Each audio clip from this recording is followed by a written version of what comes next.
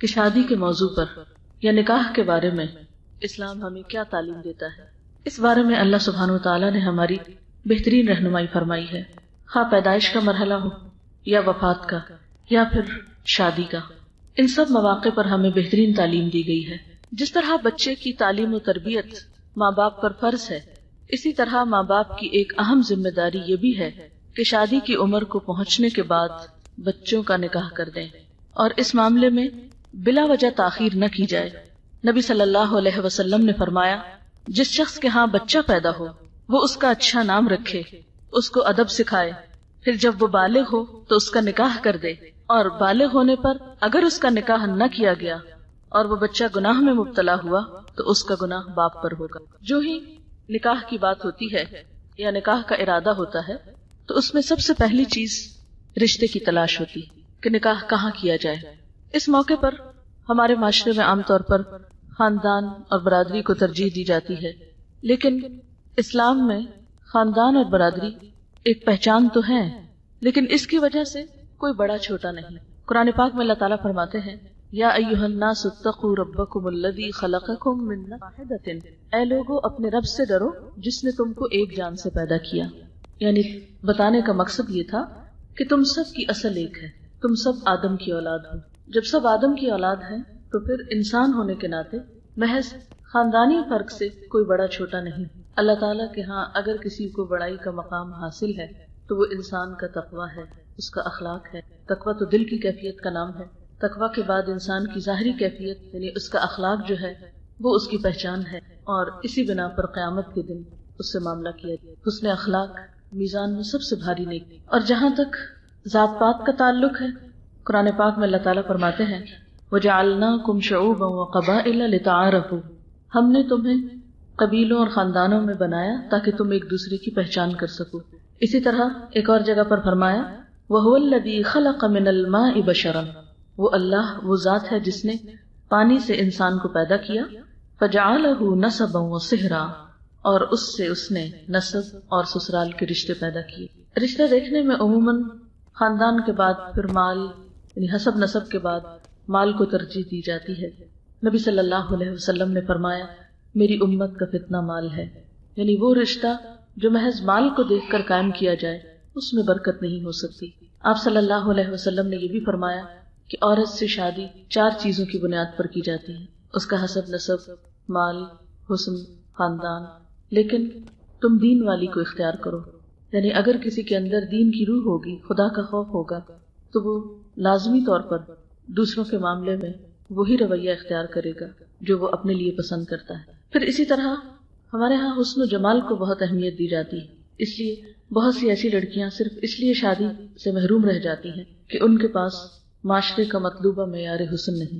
حالانکہ حسن اپنی جگہ ایک اہمیت ضرور رکھتا ہے، لیکن وہ کبھی بھی دین اور اخلاق اور کردار کے برابر نہیں ہو سکتا۔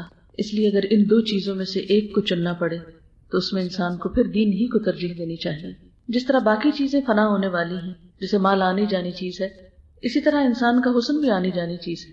جو چیز انسان کو دنیا میں فائدہ دیتی ہے وہ اس کی سیرت و اخلاق ہے، اور جو چیز اس کو آخرت میں فائدہ دے گی اور پھر ایک خاندان کی تعمیر اور ترقی میں وہ اس کا اخلاق اور کردار ہے۔ سوال یہ پیدا ہوتا ہے کہ رشتے کی تلاش میں طریقہ کار کیا اختیار کیا جائے؟ کیا وہ جو ہمارے معاشرے میں عام طور پر ہوتا ہے کہ رشتے کی تلاش میں مختلف جگہ پر لڑکیاں دیکھی جاتی ہیں اور پھر ان کی خامیاں اور نقائص اور ناپسندیدہ چیزیں جگہ جگہ بیان کی جاتی ہیں؟ قرآن پاک میں اس چیز کی سختی سے مذمت کی گئی ہے۔ اللہ سبحانہ وتعالیٰ فرماتے ہیں، وَلَا تَلْمِزُوا أَنفُسَكُمْ وَلَا تَنَابَزُوا بِالْأَلْقَابِ بِئْسَ الاسم الفسوق بعد الایمان ومن لم يتب فاولئک هم الظالمون، اور آپس میں ایک دوسرے کو عیب نہ لگاؤ اور نہ کسی کو برے لقب سے یاد کرو۔ ایمان لانے کے بعد کسی کو برے لقب سے یاد کرنا بہت برا ہے، اور جو لوگ توبہ نہ کریں وہی ظالم ہیں۔ تو بات یہ ہے کہ رشتے کی تلاش میں انسان جو بھی اس کے لیے پاسبل آسان طریقہ ہو اس کے لیے کوشش کر سکتا ہے، دیکھ سکتا ہے، لیکن دیکھنے کے بعد اگر پسند نہ آئے تو اس کو مجلسوں میں بیٹھ کر کرٹیسائز کرنا یا چھوٹی چھوٹی باتوں پہ ناک منہ چڑھانا یہ نہایت ناپسندیدہ چیز ہے۔ بد اخلاقی اور ایمان ان دونوں کا آپس میں کوئی میل اور جوڑ نہیں۔ پھر اسی طرح یہ ہے کہ اس معاملے میں دعا بھی کرنی چاہیے حضرت موسیٰ علیہ السلام جب مدین گئے ہجرت کرنے کے بعد مصر سے، تو وہاں انہوں نے، جبکہ ان کے پاس نہ کوئی گھر تھا، نہ کوئی شیلٹر تھا، نہ کوئی جگہ تھی، تو انہوں نے دعا مانگی، رب انی لما انزلت الی من خیر فقیر، اے میرے رب تو جو بھلائی بھی میری طرف نازل کرے میں اس کا محتاج ہوں۔ اور پھر قرآن پاک ہی کی تعلیم کی روح سے ہم دیکھتے ہیں کہ ودن 24 آورز ان کو اللہ تعالیٰ نے گھر بھی دیا، کھانا بھی دیا اور نکاح کا بھی انتظام کیا۔ تو یہ دعا ہر وہ شخص پڑھ سکتا ہے جو رشتے کے لیے پریشان ہو، یا والدین بھی پڑھ سکتے ہیں اپنی اولاد کے لیے۔ پھر اسی طرح یہ دعا کرنا، ربنا هب لنا من ازواجنا وذریاتنا قرۃ اعین واجعلنا للمتقین اماما، یہ بھی مفید ہو سکتی ہے۔ پھر یہ کہ پیشکش براہ راست بھی کی جا سکتی ہے اور انڈائریکٹلی بھی پیغام بھیجا جا سکتا ہے۔ پھر یہ کہ عموماً ہمارے ہاں رواج یہ ہے کہ لڑکے والے لڑکی کو پروپوز کرتے ہیں، جبکہ اسلام میں اس کی بھی قید نہیں۔ اگر کوئی اچھا رشتہ ہو تو لڑکی والے بھی لڑکے کو پروپوز کر سکتے ہیں، اور اس میں یہ کوئی عیب کی بات نہیں۔ یہ صرف ہمارے معاشرے کے اندر اس چیز کو عیب سمجھا جاتا ہے یا اپنی شان کے خلاف سمجھا جاتا ہے۔ مثلاً ہم دیکھتے ہیں حضرت خدیجہ رضی اللہ تعالیٰ عنہا کی مثال، پھر اسی طرح حضرت حفصہ جب بیوہ ہوئی تو حضرت عمر خود جا کر حضرت عثمان سے کہتے ہیں کہ آپ میری بیٹی سے نکاح کر لیں، پھر حضرت ابوبکر کے پاس آتے ہیں۔ لیکن ہمارے ہاں اس چیز کو مائنڈ کیا جاتا ہے، اگر اسلامی طریقے پر عمل کرتے ہوئے کوئی ایسا کر لے تو اس میں حرج نہیں ہے، اور ہمیں ایسی رسموں کو توڑنا بھی چاہیے کہ جو ہمارے معاشرے میں بہت سی پریشانی اور مشکلات کا سبب بن گئی ہیں۔ رشتہ بھیجنے کے بعد رشتے کے بارے میں چھان بین کرنا یا معلومات حاصل کرنا بھی ضروری ہے، اور اس میں بھی خاص طور پر جس چیز کی طرف توجہ دلانے کی ضرورت ہے وہ ہے صحیح مشورہ۔ اگر کوئی کسی کے بارے میں کوئی معلومات حاصل کرنا چاہے تو اس کو عدل و انصاف پر مبنی صحیح بات بتانی چاہیے، نہ تو کسی کی تعریف میں مبالغہ آرائی کریں اور نہ ہی بلا وجہ کسی کے اندر خامیاں اور نقص ڈھونڈ کر دوسرے کو متنفر کریں۔ اور ایک بات یاد رکھیں کہ چھوٹی موٹی کوتاہیاں تو ہر انسان کے اندر ہے، کوئی بھی شخص فرشتہ نہیں اور کوئی بھی شخص کامل اور مکمل نہیں ہو سکتا۔ اس لیے اگر کوئی بہت بڑا اخلاقی یا شرعی عیب نہ ہو تو چھوٹی موٹی باتوں کو موضوع سخن نہیں بنانا چاہیے، کیونکہ اس سے فساد پھیلتا ہے، اور ان اللہ لا يحب المفسدین، اللہ تعالیٰ فساد پھیلانے والوں کو پسند نہیں کرتا۔ ہم دیکھتے ہیں کہ نبی صلی اللہ علیہ وسلم کے زمانے میں حضرت فاطمہ بنت قیس کو 2 لوگوں نے پیغام بھیجا، تو انہوں نے حضور صلی اللہ علیہ وسلم سے مشورہ کیا، تو آپ نے دونوں کے بارے میں درست بات ان کو بتا دی، اور پھر انہیں مجبور نہیں کیا کہ تم ان میں سے کس سے شادی کرو۔ بہرحال انہوں نے پھر اپنی مرضی سے ان دونوں میں سے ایک کو انتخاب کر لیا۔ پھر اسی طرح آپ صلی اللہ علیہ وسلم نے یہ بھی فرمایا ہے، جب ایک شخص نے ایک عورت سے نکاح کرنا چاہا تو آپ نے یہ بھی فرمایا کہ اس کو دیکھ لو، کیونکہ انصار کی عورتوں کی آنکھوں میں کچھ نقص ہوتا ہے، ایسا نہ ہو کہ بعد میں تمہیں نکاح کرنے میں مشکل ہو۔ اس سے یہ بھی پتہ چلتا ہے کہ نکاح کرنے سے پہلے لڑکی کو دیکھ لینا یہ بھی اسلام میں جائز ہے، اور اس کی بلکہ تلقین کی گئی ہے۔ ہمارے ہاں ویسے لڑکی چاہے پردہ کرے یا نہ کرے، لڑکے کو دکھانے میں سب ہچکچاتے ہیں، یا یہ کہ لڑکے کے خاندان والوں کو دکھانے کو مائنڈ کرتے ہیں، جبکہ اس دکھانے کی طرف دین نے خود توجہ دلائی ہے، خصوصاً اگر دوسرے فریق کا مطالبہ ہو۔ اس کے بعد استخارہ کرنا چاہیے۔ استخارے سے کوئی غیب کی خبر نہیں پتہ چلتی، اور نہ ہی استخارے کا مطلب یہ ہے کہ آپ فیوچر کے بارے میں کچھ معلوم کریں۔ عموماً رواج یہ ہے کہ لوگ کسی سے استخارہ کراتے ہیں اور پوچھتے یہ ہے کہ اچھا آپ استخارہ کر کے ہمیں بتائیں کہ یہ چیز اچھی ہوگی یا نہیں۔ یہ طریقہ درست نہیں ہے، استخارہ خود کرنا چاہیے۔ استخارہ کا مطلب ہے خیر کی دعا مانگنا، اللہ تعالیٰ سے ایک طرح سے خیر چاہنا، اور اس کا مسنون طریقہ کیا ہے کہ 2 نفل نماز پڑھی جائے اور اس کے بعد استخارے کی مسنون دعا کو پڑھ لیا جائے پوری خلوص کے ساتھ، یکسوئی کے ساتھ۔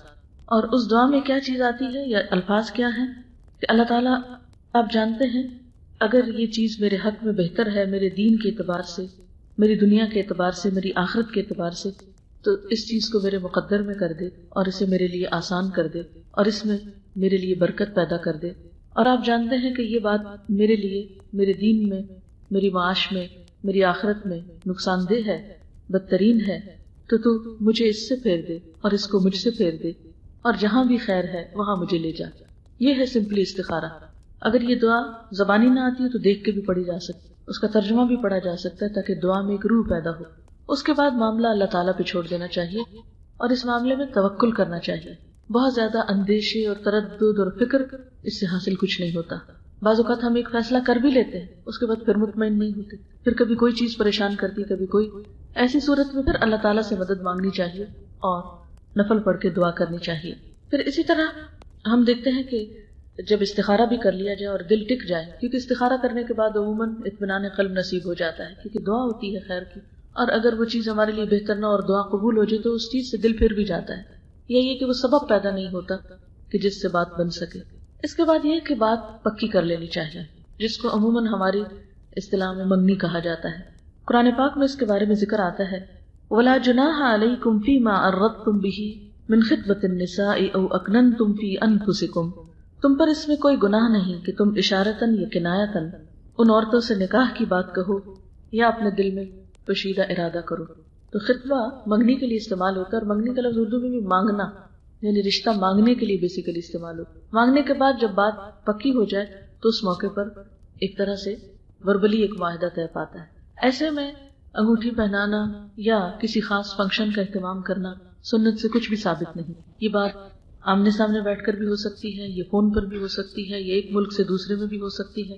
جب باقی تفصیلات طے ہو جائیں تو پھر زبان دینا جس کو کہتے ہیں، یا زبانی وعدہ جو ہے، یہ دراصل منگنی ہے۔ اور یہ وعدہ بھی ایک وعدہ ہے جیسے کوئی بھی اور وعدہ ہوتا ہے، یہ کھیل نہیں ہے کہ انسان ایک جگہ بات پکی کر لے۔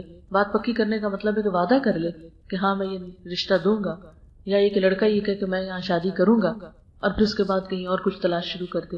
یہاں تک منع کیا گیا ہے کہ کوئی دوسرا رشتے پہ رشتہ نہ ڈالے، نہیں اگر ایک جگہ بات کسی کی پکی ہو گئی ہے تو اسے اس سے ہٹایا نہ جائے، اور بات پکی کرنے کے بعد اگر اس سے بہتر چیز بھی نظر آئے تو دھوکہ دہی کی کیفیت نہیں ہونی چاہیے کہ بہانے کر کے وہ رشتہ توڑ کے کسی دوسری طرف انسان جائے۔ نبی صلی اللہ علیہ وسلم نے فرمایا کوئی شخص دوسرے کے پیغام نکاح پر پیغام نہ دے جب تک کہ وہ نکاح نہ کر لے یا نکاح کا خیال ترک نہ کر دے۔ ہاں اگر کسی اور وجہ سے یا نیچرلی وہ منگنی ٹوٹ گئی ہے یا بات ختم ہو گئی ہے تو پھر دوسرے کسی اور شخص کی اجازت ہے کہ وہ رشتہ بھیجے۔ حضرت علی رضی اللہ تعالیٰ عنہ نے حضرت فاطمہ کے لیے شادی کا پیغام بھجوایا اور آپ نے اسے قبول کر لیا، یہی منگنی تھی حضرت فاطمہ کی۔ بس انہوں نے میسج بھیجا، آپ نے کہا ٹھیک ہے، ختم، بات پکی ہوگی، کیونکہ انسان کی بات جو ہے یہی سب سے بڑی چیز ہے۔ عام طور پر ہمارے ہاں لڑکا خود لڑکی کو بازو کا انگوٹھی پہناتا ہے، تو یاد رکھیے کہ نکاح سے پہلے ہاں منگنی ہی کا موقع ہو، اکٹھے بیٹھنا یا لڑکی کے ہاتھ کو پکڑنا یا اس میں انگوٹھی پہنانا، یہ سب حرام کاموں میں سے ہیں۔ نبی صلی اللہ علیہ وسلم نے اس چیز سے منع فرمایا ہے۔ حضرت عائشہ فرماتی ہے کہ رسول اللہ صلی اللہ علیہ وسلم کا ہاتھ مبارک کبھی کسی عورت سے نہیں لگا، یعنی آپ نے کبھی کسی عورت کا ہاتھ نہیں چھوا، البتہ آپ زبان سے عورتوں سے بات کرتے تھے۔ جب عورتیں زبان سے قول و قرار کر لیتی، یعنی بیعت دے دیتی، تو آپ فرماتے جاؤ میں نے تم سے بیعت لے لی ہے۔ اسی طرح ایک اور روایت میں آتا ہے کہ ایک انسان کا ہاتھ انگارے سے چھو جائے وہ زیادہ بہتر ہے بنسبت اس کے کہ کسی نامحرم سے چھوئے۔ پھر اسی طرح ہمارے معاشرے میں لڑکے کو بھی سونے کی انگوٹھی پہنائی جاتی ہے، جبکہ مردوں کے لیے سونا حرام ہے۔ حضرت عبداللہ بن عباس سے روایت ہے کہ رسول اللہ صلی اللہ علیہ وسلم نے ایک مرد کے ہاتھ میں سونے کی انگوٹھی دیکھی، آپ نے اس کے ہاتھ سے وہ انگوٹھی اتاری اور دور پھینک دی، پھر فرمایا تم میں سے کوئی شخص آپ کے انگارے ہاتھ میں پہننا چاہتا ہے اور وہ سونے کی انگوٹھی پہن لیتا ہے، یعنی دین میں اس کی گنجائش نہیں، کیونکہ ہر چیز کا اپنا ایک اثر ہے، اصل حکمت تو اللہ تعالیٰ ہی جانتا ہے، لیکن سونا پہننے کے بعد جو لطیف جذبات پیدا ہوتے ہیں وہ عورت کے لیے تو جائز ہیں یا درست ہیں، لیکن مرد کے لیے درست نہیں، کیونکہ اسلام میں مردوں کو عورتوں سے مختلف ہونا چاہیے اور دونوں کی سوچ اور دونوں کے مزاج میں بھی فرق ہونا چاہیے۔ مرد سونا پہن کر اگر عورت ہی نظر آئے تو ان کی مردانگی نہیں۔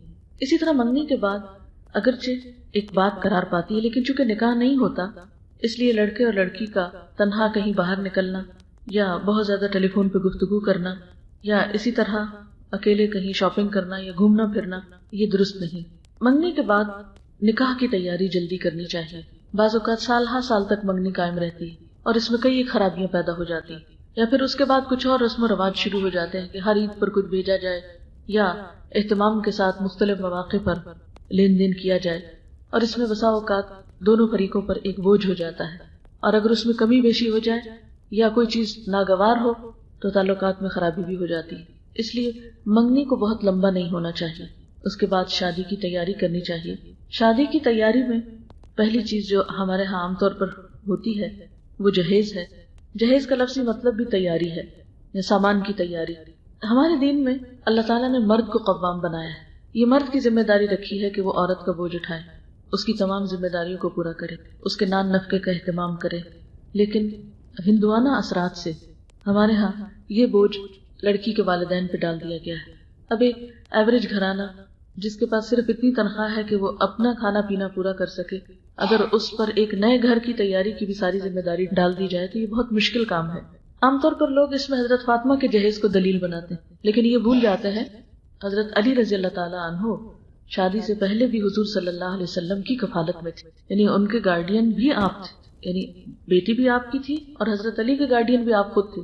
اس لیے ایک نیا گھر بنانے کے لیے جو کچھ آپ نے بیٹی کو دیا وہ ایک طرف سے دونوں کی طرف سے ہی تھا، لیکن کہیں نہیں یہ بات ثابت ہوتی کہ حضرت خدیجہ نے کوئی جہیز تیار کیا ہو اپنی شادی کے لیے یا پھر اس کے بعد اور ازواج مطہرات سے جہیز لیا گیا ہو، کیونکہ اگر شادی سے پہلے مرد ذمہ داری اٹھانے کے لیے تیار نہیں تو بعد میں کیا ذمہ داری نبھائے گا؟ مرد کا اللہ تعالیٰ نے رتبہ بھی اسی وجہ سے زیادہ رکھا ہے عورت پر۔ قرآن پاک میں آتا ہے کہ الرجال قوامون علی النساء بما انفقوا من اموالہم، مرد جو ہیں وہ عورتوں پر قوام ہیں اس وجہ سے وہ اپنے مالوں میں سے خرچ کرتے ہیں، اسی لیے شادی کے موقع پر مہر دینا لازم قرار دیا گیا، اسے نکاح کے ارکان میں سے قرار دیا گیا۔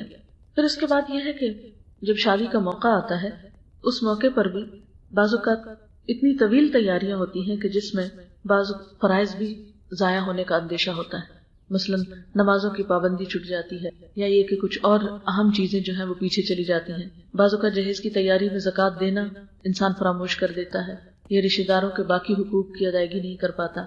ایسی صورت میں ان تمام چیزوں میں اعتدال ضروری ہے۔ جہاں تک جہیز کا تعلق ہے اس میں جو اسراف ہو رہا ہے اس کی وجہ سے سارے معاشرے پر اثرات کیا مرتب ہو رہے ہیں۔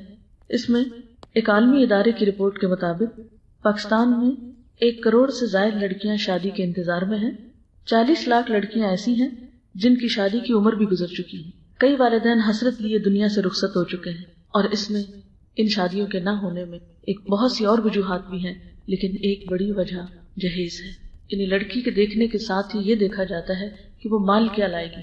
جن والدین نے ایک بچی کو پیدا کیا ہے، پالا پوسا ہے، اس کی تعلیم و تربیت کا انتظام کیا ہے، اس سے بڑا تحفہ کوئی آپ کو اور کیا دے سکتا ہے۔ اور پھر خاص طور پر جو ہمارے معاشرے میں یہ کہ لسٹ پکڑا دی جاتی ہے کہ یہ اور یہ چیزیں مہیا کی جانی چاہیے، اور اگر اس لسٹ کے مطابق چیزیں نہیں آتی تو عمر بھر لڑکی کو تانے دیے جاتے ہیں۔ یہ طریقہ کہیں بھی اسلامی طریقہ نہیں۔ پہلی بات تو یہ کہ ایسا مطالبہ بھی ناجائز ہے، اور دوسرے پہ کسی بھی قسم کا دباؤ ڈال کر کچھ حاصل کرنا، تو اس کے لیے قرآن پاک میں اللہ تعالیٰ فرماتے ہیں یا ایھا الذین آمنوا لا تأکلوا اموالکم بینکم بالباطل، اے ایمان والو ایک دوسرے کے مال باطل طریقوں سے نہ کھاؤ۔ ایک اور حدیث میں آتا ہے علی المسلم حرام دمہ ومالہ وعرضہ، ایک مسلمان پر دوسرے مسلمان کا خون، اس کا مال اور اس کی عزت و آبرو حرام ہے کہ کسی بچی کو تانے دیے جائیں یا اس کو ستایا جائے صرف اس وجہ سے کہ وہ مطلوبہ جہیز لے کر نہیں آئی۔ ایسا کرنا ظلم ہے، اور ظلم قیامت کے دن کے اندھیرے بن جائے گا۔ الظلم ظلمات یوم القیامہ۔ لیکن اس کا یہ مطلب بھی نہیں کہ انسان اپنی بیٹی کو کوئی بھی چیز دے نہیں سکتا یا کچھ بھی دینا حرام ہے یا ممنوع ہے۔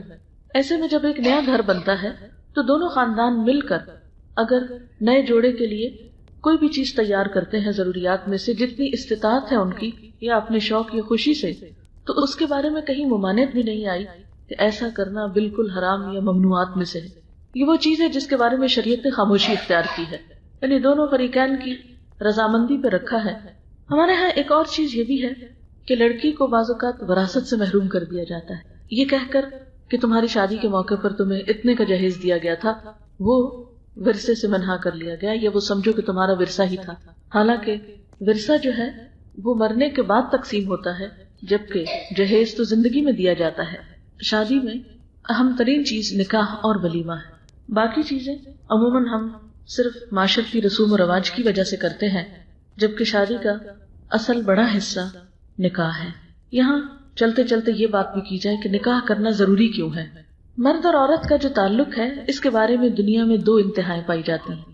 ایک انتہا یہ ہے کہ کسی بھی قانونی بندھن کے بغیر آزادانہ تعلق قائم کیا جائے، جو مرد جس عورت سے چاہے اور جو عورت جس مرد سے چاہے تعلق قائم کر لے۔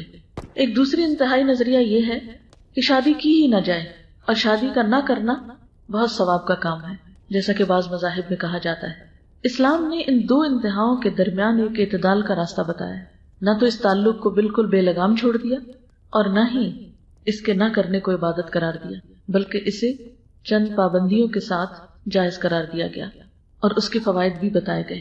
آپ دیکھتے ہیں کہ اگر کسی بھی قانونی معاہدے کے بغیر ایک مرد اور عورت اکٹھے رہتے ہیں، اس میں آپ دیکھیں کہ کوئی بھی ایک دوسرے کے حقوق ادا کرنے کے لیے کسی کو باؤنڈ نہیں کر سکتا، کوئی صحیح معنوں میں ایک دوسرے کی ذمہ داری نہیں اٹھا سکتا۔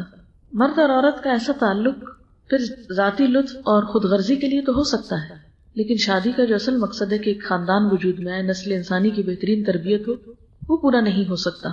اور اگر نکاح کے قانونی تقاضوں کے بغیر ایک تعلق وجود میں آتا ہے تو اس میں آپ دیکھیں کہ مرد کسی وقت بھی ایک عورت کو راہ میں چھوڑ کے جا سکتا ہے، اور عورت سنگل پیرنٹ ہو کر بچے کی پیدائش کا ذمہ بھی لے اور پھر اس کو پالنے پوسنے کا بھی۔ اس لیے اسلام نے عورت اور مرد اور پھر آئندہ نسلوں کی فلاح و بہبود کے لیے اس کے ساتھ کئی ایک پابندیاں بھی عائد کی ہیں۔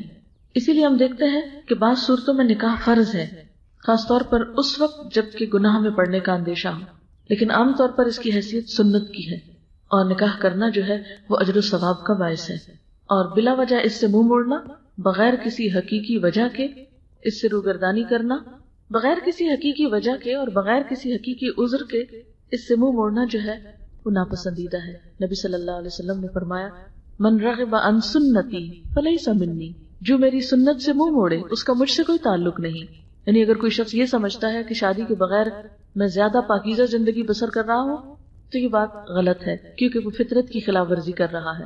ہاں، یہ الگ بات ہے کہ اگر اس کو موقع میسر نہیں اور وہ صبر کر رہا ہے تو اس صبر میں بھی اس کے لیے اجر ہے، اس کا حرام سے بچنا بھی اس کے لیے پھر باعث اجر ہے۔ اگر اسے کہیں بھی اندیشہ ہو کہ وہ حرام میں پڑ سکتا ہے اور نکاح نہیں کرنے کا کوئی موقع، تو پھر روزوں کی کثرت کا حکم دیا گیا ہے۔ نکاح بنیادی طور پر انسان کو بدکاری سے بچاتا ہے۔ نبی صلی اللہ علیہ وسلم نے فرمایا، اے جوان لوگو، تم میں سے جو استطاعت رکھے وہ نکاح کرے، اس لیے کہ نکاح آنکھوں کو نیچا رکھتا ہے، شرمگاہ کو بچاتا ہے، اور جو شخص نکاح کی طاقت نہ رکھے وہ روزہ رکھے، کیونکہ روزہ اس کی خواہش نفس کو ختم کرے گا۔ پھر اسی طرح انسان کو شیطانی خیالات سے بچاتا ہے، انسان کے لیے باعث سکون ہے۔ قرآن پاک میں اللہ تعالیٰ فرماتے ہیں، وَمِنْ آيَاتِهِ أَنْ خَلَقَ لَكُم مِّنْ أَنفُسِكُمْ أَزْوَاجًا لِتَسْكُنُوا إِلَيْهَا وَجَعَلَ بَيْنَكُم مَّوَدَّةً وَرَحْمَةً، اور اللہ کی نشانیوں میں سے ہے کہ اس نے تمہارے نفسوں میں تمہارے لیے جوڑے پیدا کیے، یعنی انسانوں میں سے ہی، تاکہ تم ان سے سکون پاؤ، اور تمہارے درمیان محبت اور رحمت پیدا کر دی۔ یعنی نکاح کے ذریعے دین مکمل کر لیتا ہے، لہٰذا اسے چاہیے کہ باقی آدھے دین کے معاملے میں اللہ سے ڈرتا رہے۔ یعنی شادی ہو کر آدھا مکمل ہو جائے تو باقی میں پھر خدا کا خوف کرے اور بیوی کے حقوق ادا کرے اور اپنی ذمہ داریاں پوری کرے، اس طرح بیوی شوہر کے حقوق ادا کرے اور بعد کی آنے والی ذمہ داریوں کو نبھائے۔ یعنی صرف یہ نہیں کہ انسان نکاح کر لے اور اس کے بعد اپنے فرائض سے غافل ہو جائے، تو یہ بھی اس کے دین کو نقصان دینے والی چیز ہے۔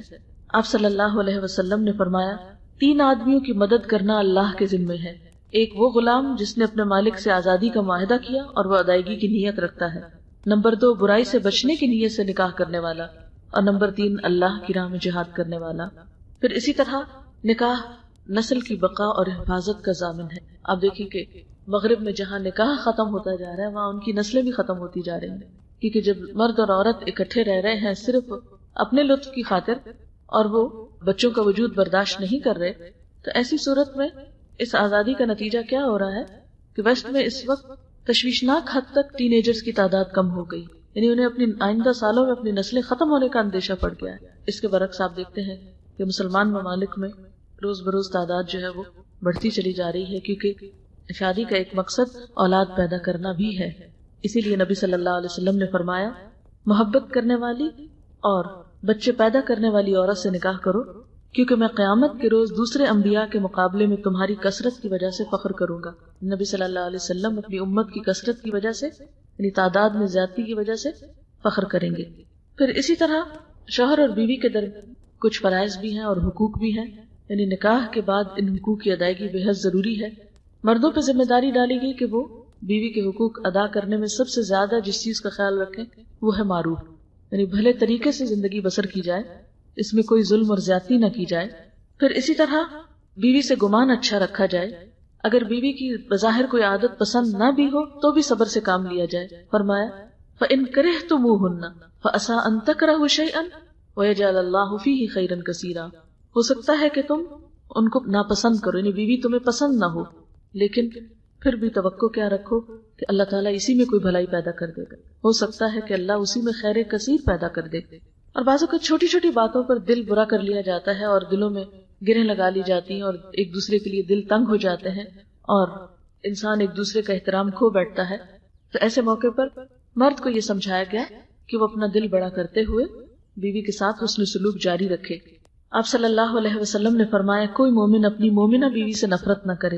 یعنی اگر بیوی کا دین اخلاق اچھا ہے تو کوئی اگر مثلاً گھر کا کام نہیں آتا یا کسی اور وجہ سے کوئی اس کے اندر کمی بیشی ہے تو ایسی صورت میں درگزر سے کام لے. فرمایا کوئی مومن اپنی مومنہ بیوی سے نفرت نہ کرے. اگر بیوی کی کوئی عادت اس کو پسند نہیں تو ہو سکتا ہے دوسری پسند آ جائے. پھر اسی طرح معاف کرنے اور درگزر سے کام لینے کا حکم دیا گیا. پھر اس چیز سے روکا گیا کہ شوہر اپنی بیوی پر سختی کرے. آپ نے فرمایا عورتوں کے ساتھ اچھا سلوک کرو. عورت پسلی سے پیدا کی گئی ہے اور پسلیوں میں سب سے زیادہ اوپر کا حصہ خمدار ہے. اسے سیدھا کرو گے تو ٹوٹ جائے گی، چھوڑ دو گے تو خمدار ہی رہے گی. بس عورتوں سے اچھا سلوک کرو. یعنی جیسے پسلی کی ایک خاص شیپ ہے نا، اور پسلی جسم میں کتنی ضروری ہے. یعنی آپ کی یہ پسلیاں جو ہیں یہ آپ کا پورا جو آپ کے لنگز ہیں، آپ کا ہارٹ ہے، ان سب چیزوں کی حفاظت کر رہے ہیں. اس لیے ضروری تھا کہ یہ خمدار ہو. تو اسی طرح عورت کی فطرت کے اندر بھی چونکہ اسے بچوں کی پیدائش کا کام لینا ہے اور اس سے بچوں کی تربیت اور ان کی اپ برنگنگ کا کام لینا ہے، اس لیے اس کے مزاج میں ایک ممتا رکھی گئی ہے، اس کے مزاج میں جذبات زیادہ رکھے گئے ہیں. اس بنا پر اس کے اندر تمہارے جیسی اسٹریٹ فارورڈنس نہیں، اس کو پسلی سے تشبیہ دے کے بتایا گیا کہ جس طرح پسلی میں خم ہوتا ہے ایسے ہی اس کے اندر بھی ایک اپنی ایک مرضی ہوتی ہے، خم ہوتا ہے. تم اس سے بالکل سیدھا کرنے کی کوشش مت کرو. اور کس طرح سیدھا؟ کیونکہ مرد کی سوچ ہے وہ مختلف ہے. یعنی جیسے تم سوچتے ہو ویسا مت ایکسپیکٹ کرو کہ بیوی بھی بالکل ویسے ہی سوچے گی. یہ جیسے تم کام کرتے تو بیوی کو تم اسی مطابق کام کرانے کی کوشش کرو.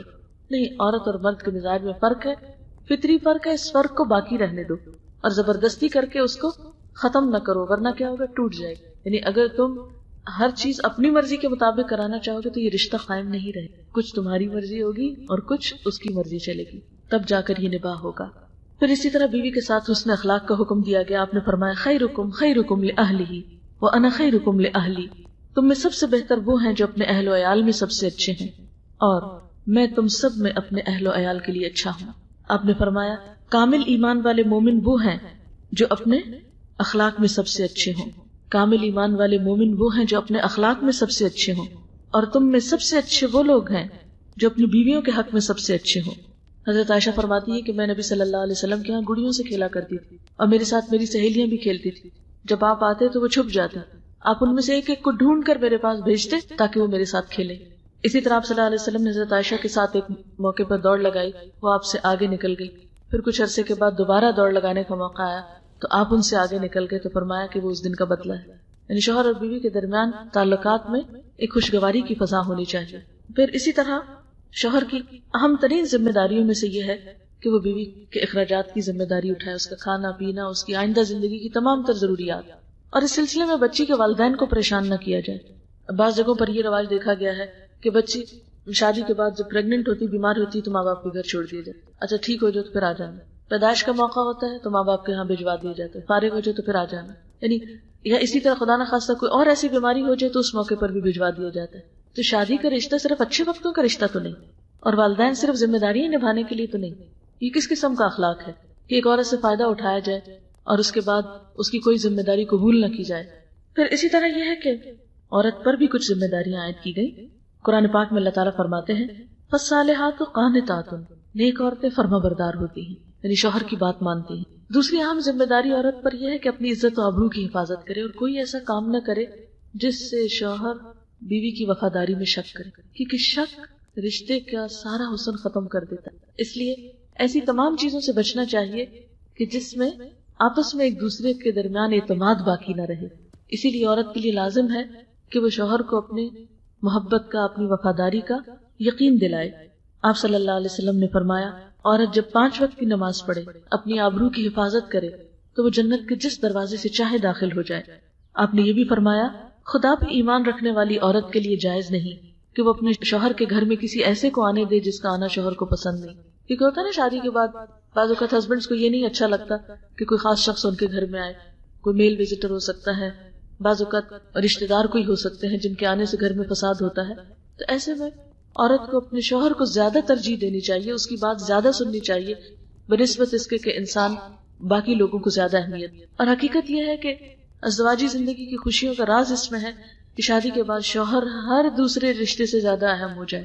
ہم دیکھتے ہیں کہ اولاد کے لیے والدین کی اطاعت بہت ضروری ہے، لیکن شادی کے بعد ایک عورت کے لیے شوہر کی اطاعت والدین کی اطاعت سے بھی بڑھ کر ہے.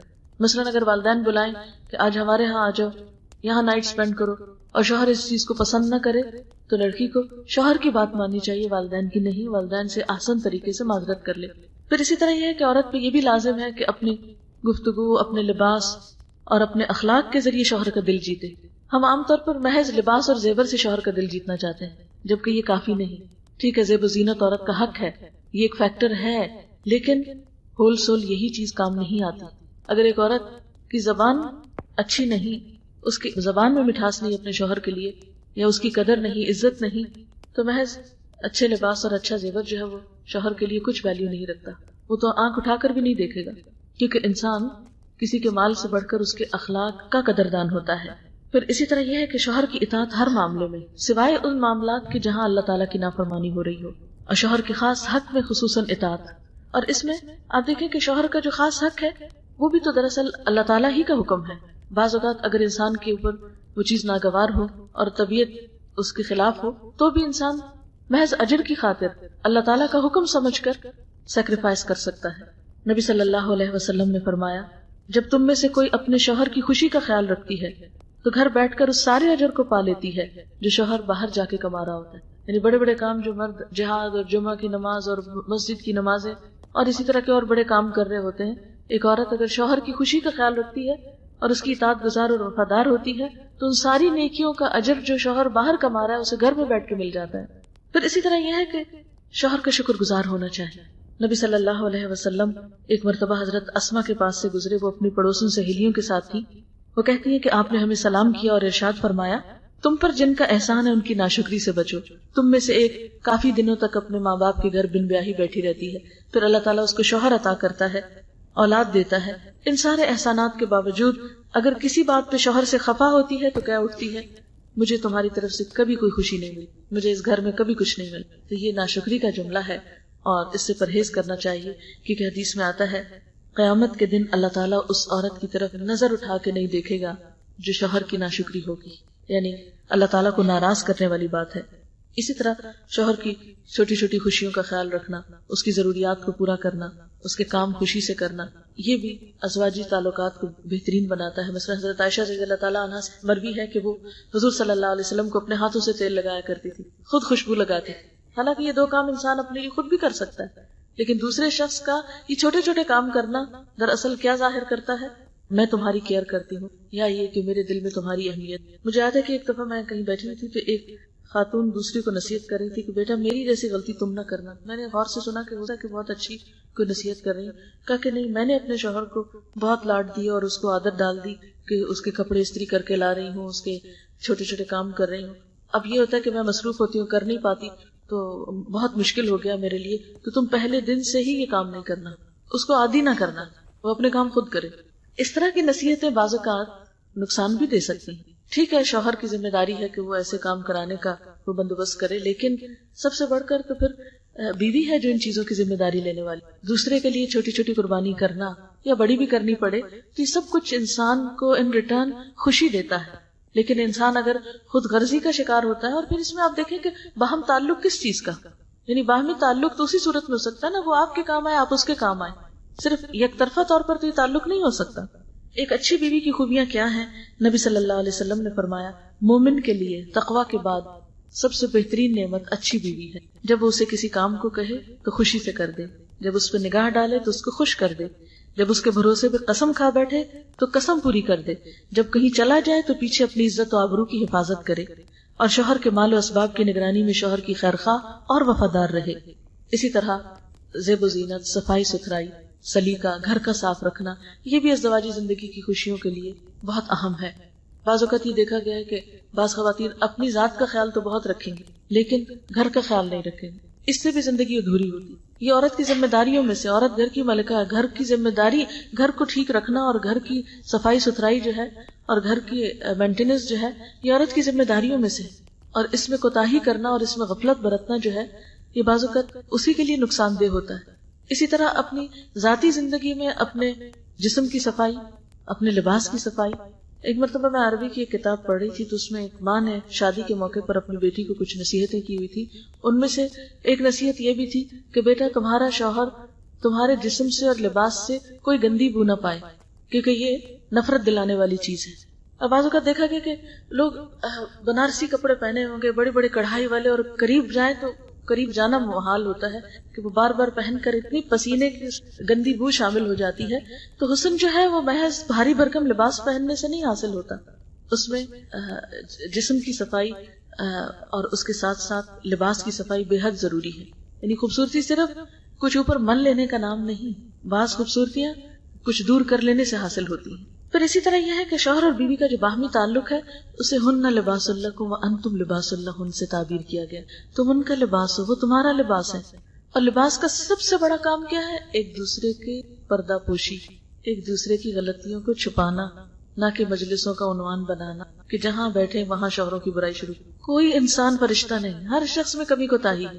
ایسے میں شوہر کی عزت اپنی عزت ہے، اور اس کو بے عزت کرنا اپنے آپ کو بے عزت کرنا. یعنی شوہر کی بے عزتی دراصل اپنا لباس تار تار کرنا، اور اسی طرح بیوی کو دوسروں میں بدنام کرنا دراصل اپنے آپ کو ننگا کرنا ہے. لباس اگر بدنما ہوگا، اس پہ داغ دھبے ہوں گے تو کس کی شان میں فرق آئے گا؟ پہننے والے کی. اسی طرح لباس جو ہے وہ زینت کا سبب ہے، انسان کی عزت و وقار کے. انسان اپنے لباس سے پہچانا جاتا ہے. پھر اسی طرح یہ ہے کہ انسان اپنے لباس کی کبھی کوئی خامی کسی سے سن نہیں سکتا. مثلا اگر کوئی کہے کہ وہ آپ کے لباس پہ یہ لگا ہوا تو آپ فوراً اس کو چھپانے کی کوشش کریں گے کہ نہیں یہ کسی کو نظر نہ آئے. یعنی کوئی بھی داغ دھبا ہوگا تو آپ کبھی بھی نمایاں نہیں کریں گے اس کو. تو بالکل اس طرح بیوی میں اگر کوئی کمی بیشی ہے، شوہر میں کوئی، تو نمایاں کر کر کے دکھانے کی چیز تو نہیں ہے. ٹھیک ہے، بعض اوقات ایسی تکلیف دہ چیزیں ایک دوسرے سے پیش آ جاتی ہیں تو ایسی بحثوں کو، ڈسکشنز کو، لڑائی جھگڑوں کو تنہائی میں کر لینا چاہیے، نہ کہ سب کے سامنے. اس میں انسان کی عزت نہیں. بعض اوقات ہم دوسرے کی برائیاں کر کے یہ سمجھتے کہ اس سے بڑی ہماری بڑائی ظاہر ہوگی، یا یہ کہ اس میں ہماری شان بنے گی. تو نہیں. یعنی شوہر بیوی کے لیے اور بیوی شوہر کے لیے اگر ایسا رویہ اختیار کرتا ہے تو وہ دوسرے کے لیے اپنی بے عزتی کر رہا ہوتا ہے. آپ صلی اللہ علیہ وسلم نے فرمایا، تم میں سے ہر ایک کو شکر گزار دل، ذکر کرنے والی زبان، مومنہ بیوی جو آخرت کے بارے میں تمہاری مددگار ثابت ہو، حاصل کرنے کی کوشش کرنی چاہیے. یعنی یہ زندگی کی نعمتوں میں سے ہے، شکر گزار دل، ذکر کرنے والی زبان اور نیک بیوی. جس کو یہ نصیب ہو جائے اس کے لیے یہ دنیا بھی راحت ہو جاتی ہے، یہ دنیا بھی جنت بن جاتی ہے. اس کے لیے ہمیں ایک اچھی عورت اور اچھی بیوی بننے کے لیے صحابیات کی زندگی کا مطالعہ کرنا چاہیے، اور خصوصاً ان عورتوں کی زندگی کا جن کے بارے میں نبی صلی اللہ علیہ وسلم نے فرمایا کائنات کی بہترین خواتین 4 ہیں: مریم بنت عمران، خدیجہ بنت خویلد، فاطمہ بنت محمد، اور فرعون کی بیوی حضرت آسیہ.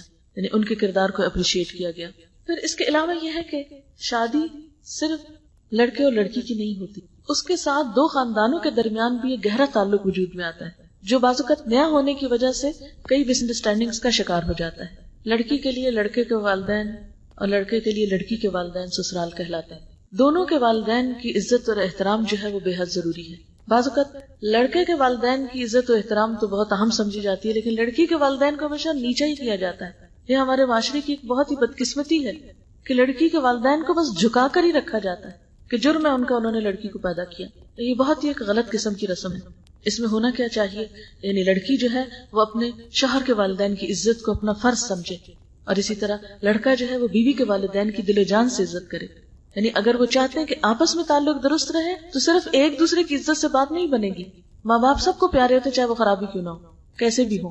تو ایک دوسرے کے ماں باپ کی عزت جو ہے وہ بھی بہت ضروری ہے. بعض لوگ یہ کہتے ہیں کہ قرآن پاک میں کہاں ساس سسر کا ذکر کیا گیا ہے اور کہاں ان کے حقوق بتائے گئے ہیں، لیکن بات یہ ہے کہ ساس سسر جو ہیں دونوں طرف کے والدین کے درجے میں ہیں، اور جہاں والدین کا درجہ آ جاتا ہے تو وہاں پر پھر دوسری کوئی بات فائدہ نہیں دیتی.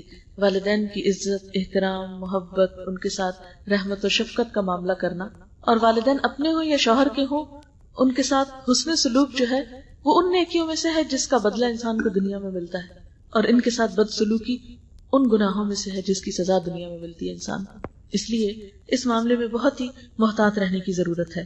اب میں چند ایک باتیں نکاح کے موقع سے متعلق کہنا چاہوں گی جسٹ فار انفارمیشن کہ نکاح میں کیا کیا چیزیں جو ہیں وہ بہت ضروری ہوتی ہیں. نمبر 1 یہ کہ ولی کی موجودگی. ولی یعنی باپ ہو سکتا ہے، یا اس باپ اگر نہ ہو تو کچھ اور رشتہ دار ہو سکتے ہیں. لیکن ولی کا ہونا اس لیے ضروری ہے کہ یہ لڑکی کے لیے پروٹیکشن کا باعث ہوتا ہے.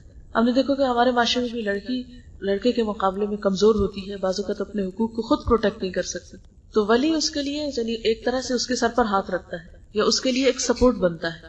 پھر اسی طرح گواہوں کا موجود ہونا، ایجاب و قبول، پھر نکاح کا اعلان کرنا، پھر مہر، پھر خطبہ نکاح، یہ نکاح کے ارکان ہیں. گھر سے بھاگ کر لڑکیوں کا نکاح کر لینا درست نہیں. نبی صلی اللہ علیہ وسلم نے فرمایا لا نکاح الا بولی، ولی کے بغیر نکاح نہیں ہوتا. نبی صلی اللہ علیہ وسلم نے یہ بھی فرمایا جو عورت اپنا نکاح ولی کی اجازت کے بغیر کرے اس کا نکاح باطل ہے، باطل ہے، باطل ہے. ایک اور جگہ پر فرمایا کوئی عورت خود اپنا نکاح نہ کرے، اس لیے کہ اپنا نکاح خود کرنے والی تو زانیہ ہے. یعنی کوئی عورت کسی مرد کے ساتھ تنہائی میں جا کے کہے کہ میں یعنی کہ خدا کو گواہ بنا کر ہم دونوں ایک دوسرے کے میاں بیوی بن جاتے ہیں، تو یہ چیز درست نہیں. یہ بات اس لیے کہنا ضروری سمجھتی ہوں کہ پچھلے دنوں کسی نے مجھے بتایا کہ کوئی مرد اور عورت دونوں عمرے پر گئے، حالانکہ نکاح نہیں ہوا تھا. کہنے لگے کہ خاتون نے مجھے بتایا کہ ہم نے کعبہ کو گواہ بنا کر قرآن پہ ہاتھ رکھ کر کہا کہ آج کے بعد ہم ایک دوسرے کے لیے ہسبینڈ اینڈ وائف ہیں. تو کیا یہ تعلق درست ہے؟ نہیں، یہ تعلق درست نہیں. یعنی کوئی مرد اور عورت آپس میں بیٹھ کے قرآن پہ ہاتھ رکھ کے کوئی وعدہ نہیں کر سکتے، یا کعبہ کو یا حرم میں بیٹھ کے بھی ایسی بات نہیں کر سکتے. اس کے لیے قانون کا جو طریقہ ہے اس کو اختیار کرنا ضروری ہے. پھر اسی طرح اگر ولی اور لڑکی کے درمیان کوئی بہت اختلاف ہو جائے، بعض اوقات ایسا ہوتا ہے نا کہ لڑکی ایک خاص جگہ شادی کرنا چاہتی ہے اور ولی جو ہے وہ نہیں مان رہا، حالانکہ لڑکی جو ہے اس کا مطالبہ جائز ہے. بعض مطالبات تو ناجائز ہوتے ہیں لیکن وہ محض ضد کی بنا پر. تو ایسی صورت میں آپ صلی اللہ علیہ وسلم نے فرمایا والسلطان ولی من لا ولی لہ، بادشاہ اس کا ولی ہے جس کا کوئی ولی نہیں. یعنی پھر حکومت وقت جو ہے وہ بیچ میں مداخلت کر سکتی ہے، معاملہ کورٹ تک جا سکتا ہے. آپ نے فرمایا اگر ولیوں میں جھگڑا ہو، مثلا ایک مان رہا ہے دوسرا نہیں مان رہا، تو بادشاہ ولی ہے اس کا جس کا کوئی ولی نہ ہو.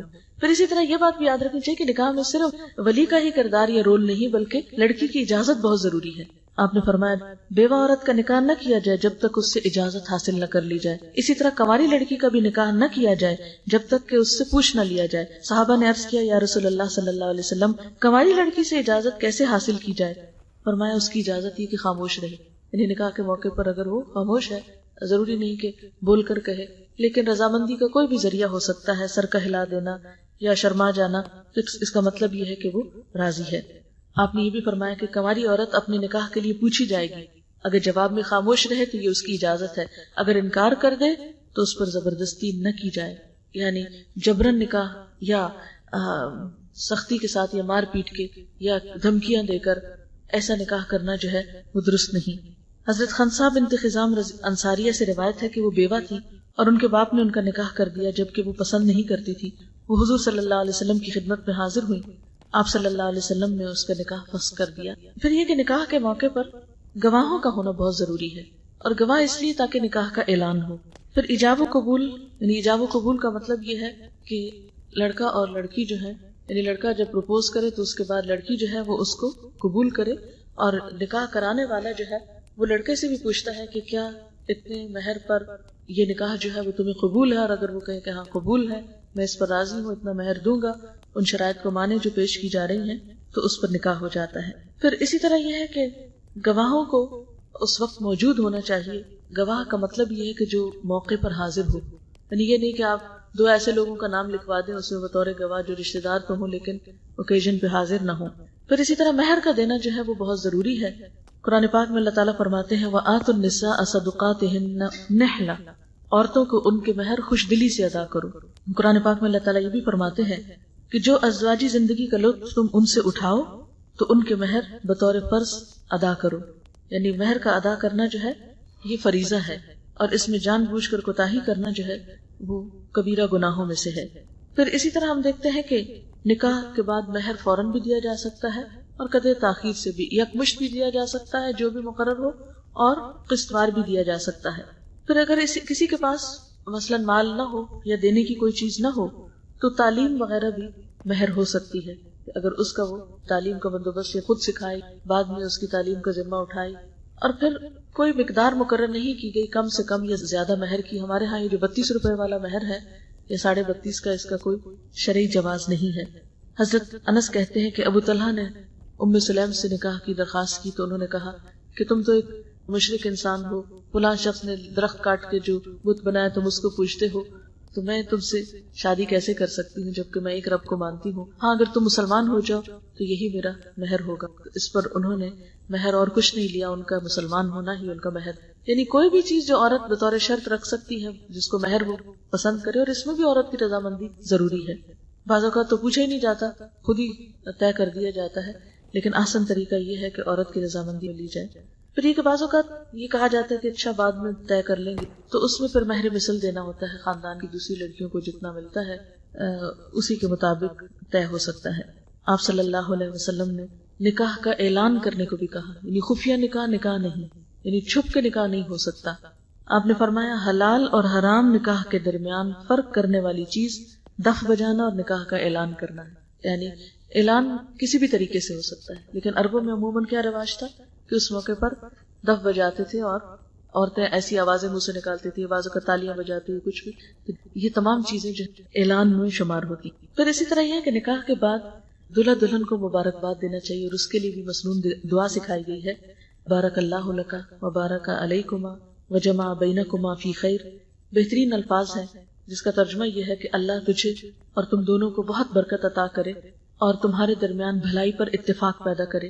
یعنی بہترین دعا اس وقت کیا ہے؟ برکت کی دعا ہے۔ ہم دیکھتے ہیں کہ حضور صلی اللہ علیہ وسلم نے ایک موقع پر جو دعا دی وہ یوں تھی، اللہم بارک لہم وبارک علیہم، اللہ ان کو برکت دے اور ان پہ برکت ڈال، یعنی برکت پر برکت۔ تو اللہ تعالیٰ سے دعا ہے کہ وہ ہمیں زندگی کے ہر موڑ پر اپنی اطاعت کرنے والا بنائے، ہم ایسے کام کریں جس سے وہ راضی ہو جائے، اور اللہ تعالیٰ ہمارے دین و دنیا کے کام سنوار۔ دعا کر لیں، سبحان اللہ والحمد للہ ولا الہ الا اللہ واللہ اکبر ولا حول ولا قوة الا باللہ العلی العظیم، اللہم صل علی محمد وعلی آل محمد کما صلیت علی ابراہیم وعلی آل ابراہیم انک حمید مجید، اللہم بارک علی محمد وعلی آل محمد کما بارکت علی ابراہیم وعلی آل ابراہیم انک حمید مجید، ربنا آتنا فی الدنیا حسنۃ وفی الآخرۃ حسنۃ وقنا عذاب النار۔ یا اللہ پاک جو کچھ ہم نے پڑھا ہے اپنی رحمت سے قبول فرما، کوئی بات ایسی زبان سے نکل گئی ہو جو آپ کو پسند نہ آئی ہو تو ہم سب سے درگزر کر دے اور اسے دور کر دے۔ یا اللہ جو باتیں آپ کی مرضی کے مطابق ہوئی ہیں ہمیں ان پر عمل کی توفیق عطا فرما۔ یا اللہ ہمارے دلوں کو اپنی محبت سے بھر دے، ہمارے دلوں کو قرآن کی روشنی سے معمور کر دے۔ یا رب العالمین اس گھر پر اپنی خیر و برکت نازل فرما۔ یا اللہ ان کے جو بیمار بچے ہیں ان کو صحت عطا فرما۔ یا اللہ جن بچوں کی شادی ہو رہی ہے انہیں باہم بہترین اتفاق اور نباہ عطا فرما۔ یا اللہ ہم سب کے بچوں کو ہماری آنکھوں کی ٹھنڈک بنا، انہیں دنیا اور آخرت کی بہترین کامیابی عطا فرما۔ یا اللہ ہمارے والدین پر اپنی رحمت فرما۔ یا اللہ ہمارے اس تمام عزیز دوست رشتہ دار سب کے دکھ تکلیفیں اور پریشانیاں دور فرما۔ جتنی بہنیں یہاں آئی ہیں بیٹھی ہیں جنہوں نے دعا کے لیے کہا ہے، یا اللہ ان سب کی دعاؤں کو قبول فرما، ہم سب پر اپنی رحمتیں نازل فرما۔ یا اللہ تو ہماری دنیا اور آخرت میں ہر طرح کی بھلائیاں پیدا فرما، بیماریوں دکھوں اور تکلیفوں سے نجات عطا فرما۔ یا اللہ ہماری آخرت کو بہترین بنا۔ یا اللہ ہم سب پر اپنی رحمت نازل فرما اور تو ہم سے راضی ہو جا۔ ربنا تقبل منا انک انت السمیع العلیم وتب علینا انک انت التواب الرحیم، وصلی اللہ تعالی علی خیر خلقہ محمد وعلی آلہ واصحابہ واہل بیتہ اجمعین برحمتک یا ارحم الراحمین، الہی آمین۔ وآخر دعوانا ان الحمد للہ۔ سبحانک اللہم وبحمدک نشہد ان لا الہ الا انت نستغفرک ونتوب